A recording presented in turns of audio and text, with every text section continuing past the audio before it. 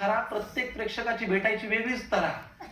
काही त्यांच्या प्रेमाचं मला रौद्र रूप दावतात, कमावलेली सगळी ताकद त्या शेख्यांमध्येच लावतात. तोंडातून माझ्या शब्दांऐवजी फक्त अशी हवा येते, माझीच अंगठी माझ्या बोटांचा जोरदार चावा घेते. मला त्यांची भीती वाटते जे फोटोसाठी मोबाईल समोर आणतात. मला त्यांची भीती वाटते जे फोटोसाठी मोबाईल समोर आणतात, काढल्या जाणाऱ्या फोटोला एक शेवटचा म्हणतात.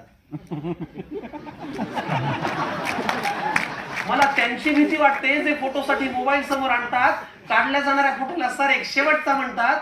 शेवटचा म्हणजे या फोटो नंतर नेमकं काय घडणार आहे? फोटो काढल्यावर हा बापडा का मी स्वतः मरणार आहे? काही येऊन बोलतात फार उत्तम, जे म्हणायचं तेच म्हणतात. ही पण सवय काही लोकांना असते. काही येतात आणि बोलतात फार उत्तम, जे म्हणायचं तेच म्हणतात, पण बोलता बोलता कळत न कळत तोंडाजवळ तोंड आणतात.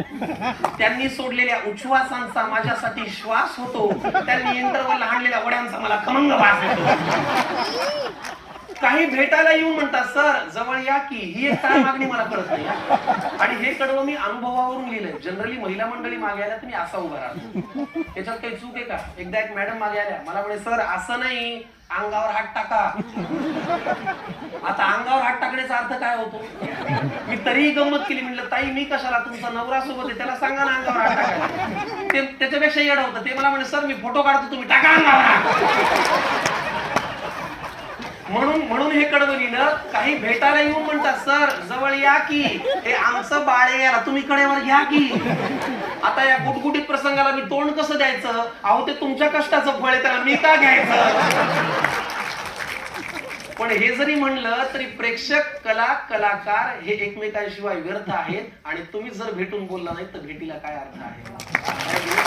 प्रेक्षक कला कलाकार एकमेकांशिवाय व्यर्थ आहेत आणि तुम्ही जर भेटून बोलला नाही तर भेटीला काय अर्थ आहे?